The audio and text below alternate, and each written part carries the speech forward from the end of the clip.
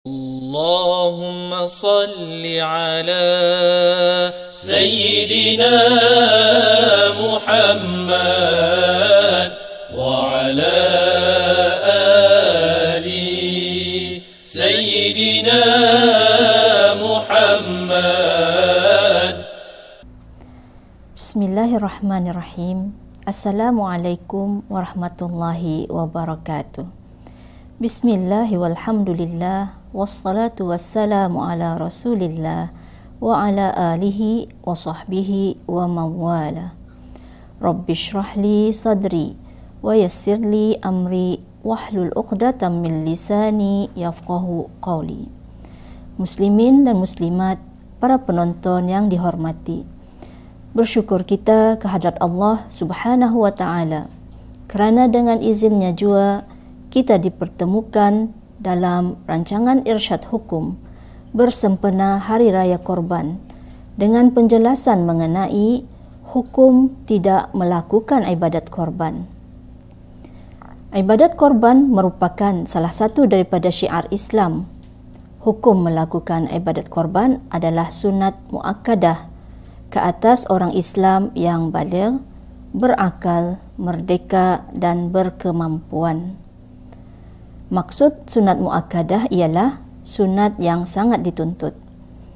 Ibadat korban juga adalah lebih utama daripada sedekah-sedekah sunat yang lain. Menurut ulama, orang yang melakukan perkara sunat muakkadah akan mendapat pahala, manakala orang yang tidak melakukannya pula tidak akan mendapat siksa.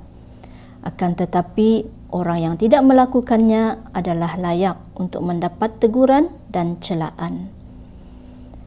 Melakukan ibadat korban adalah sangat dituntut kerana Rasulullah sallallahu alaihi wasallam melakukannya secara tetap, iaitu baginda sallallahu alaihi wasallam tidak meninggalkannya. Bahkan ibadat korban bagi diri baginda sallallahu alaihi wasallam adalah wajib. Sebagaimana hadis daripada Ibnu Abbas radhiyallahu anhuma bahawa Nabi sallallahu alaihi wasallam bersabda, "Kutiba alayyan nahru wa lam yuktab alaikum." Maksudnya, diwajibkan ke atasku sembelihan korban dan tidak diwajibkan ke atas kamu. Hadis riwayat Ad-Daruqutni. Adapun maksud orang yang berkemampuan pula ialah orang yang mampu untuk melakukan ibadat korban setelah ada lebihan belanja daripada keperluannya dan keperluan orang-orang yang di bawah tanggungannya pada hari raya Adha dan hari-hari tasyrik, iaitu 11, 12 dan 13 Zulhijjah. Oleh itu, orang Islam yang baligh, berakal, merdeka dan berkemampuan adalah dituntut sunat muakkadah ke atas mereka melakukan ibadat korban. Seterusnya, tuntutan melakukan ibadat korban bagi seseorang itu adalah sunat muakkadah ainiyah ke atas dirinya. Ini bermaksud tuntutan sunat melakukan ibadat korban tidak akan gugur sehinggalah dia melakukannya sendiri. Manakala tuntutan melakukan ibadat korban bagi Ahlul Bait atau sebuah keluarga adalah sunat muakkadah kifayah. Dan yang dimaksudkan dengan kifayah ialah jika salah seorang daripada Ahlul Bait atau ahli keluarga tersebut melakukan ibadat korban, maka gugurlah tuntutan sunat muakkadah melakukan ibadat korban daripada ahli keluarganya yang lain. Dalam konteks ibadat korban, siapakah yang dimaksudkan dengan Ahlul Bait? Ahlul Bait ialah ahli keluarga yang ditanggung nafkah mereka oleh seorang pemberi nafkah. Sekalipun nafkah itu hanya merupakan tabarruk, iaitu bukan nafkah yang wajib ditanggung oleh si pemberi nafkah. Inilah yang sahih menurut pandangan Syekh Ash-Shihab Ar-Ramli rahimahullah. Sebagai contoh, Jika pemberi nafkah melakukan ibadat korban, maka isteri, anak dan mereka yang berada dalam tanggungan nafkahnya itu gugur daripada hukum tuntutan sunat muakkadah melakukan ibadat korban. Dalam hal ini perlu juga diingat, sungguh pun tuntutan sunat muakkadah melakukan ibadat korban itu gugur daripada ahli keluarganya yang lain.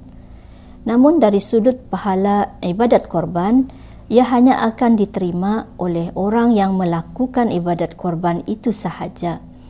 Sementara ahli keluarganya yang lain yang tidak melakukan ibadat korban, mereka tidak akan mendapat pahala ibadat korban tersebut.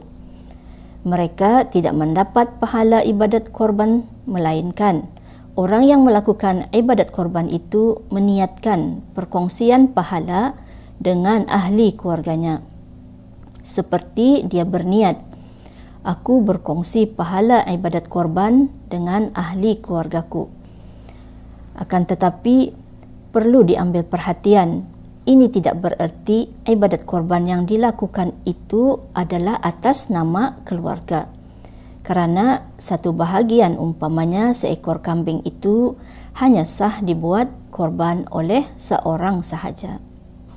Muslimin dan muslimat yang dihormati, daripada penjelasan yang disampaikan sebentar tadi, apa yang dapat difahami ialah orang Islam yang baligh, berakal, merdeka dan mampu untuk mendapatkan binatang korban setelah ada lebihan belanja daripada keperluannya dan keperluan orang-orang yang di bawah tanggungannya pada hari Raya Adha dan hari-hari Tasyrik. Jika dia tidak melakukan ibadah korban, maka hukumnya adalah makruh. Hal ini ada disebutkan dalam kitab Al-Iqna' yang artinya Imam Asy-Syafi'i rahimahullah berkata, tidak ada kelonggaran untuk meninggalkannya bagi orang yang mampu, iaitu makruh hukumnya ke atas orang yang mampu meninggalkannya. Para penonton yang dihormati, sama-samalah kita hayati bahawa ibadat korban bukan suatu perkara yang kecil di sisi Allah Subhanahu wa taala. Keuntungan dan fadilat melakukan ibadat korban itu adalah besar. Antara fadilatnya ialah titisan darah yang pertama dari binatang korban merupakan pengampunan bagi orang-orang yang berkorban terhadap dosa-dosa yang telah lalu, dan dikurniakan kepada mereka hasanah atau kebajikan sebanyak bulu binatang yang dikorbankan itu. Oleh yang demikian, orang yang mampu melakukan ibadat korban, rebutlah peluang untuk melakukannya semata-mata memenuhi tuntutan hukum sunat muakkadah melakukan ibadat korban, dan kerana mengharapkan keredaan Allah Subhanahu wa taala jua. Adalah tidak wajar, bahkan makruh hukumnya, ibadat korban itu diabaikan.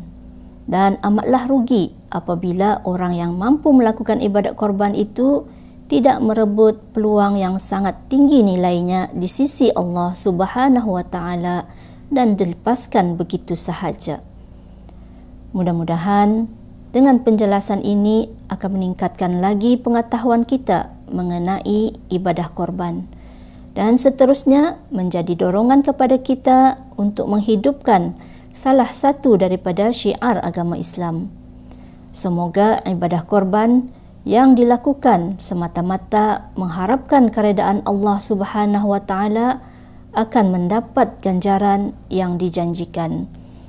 Saya akhiri dengan aqulu qawli hadza wa astaghfirullah li wa lakum wa billahi taufiq wal hidayah. Wassalamualaikum warahmatullahi wabarakatuh. اللهم صل على سيدنا محمد وعلى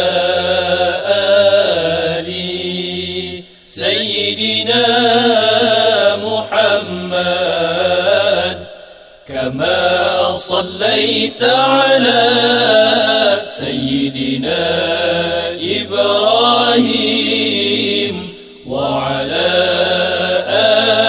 آل سيدنا إبراهيم وبارك على سيدنا محمد.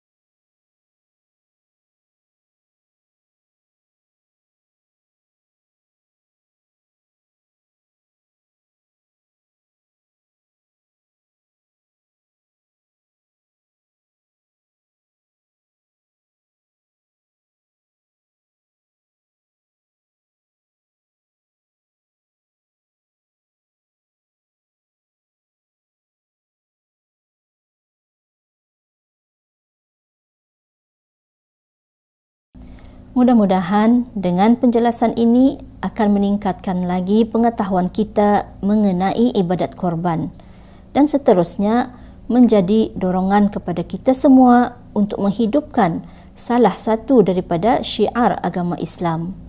Semoga ibadat korban yang dilakukan semata-mata mengharapkan keredaan Allah Subhanahu wa taala akan mendapat ganjaran yang dijanjikan.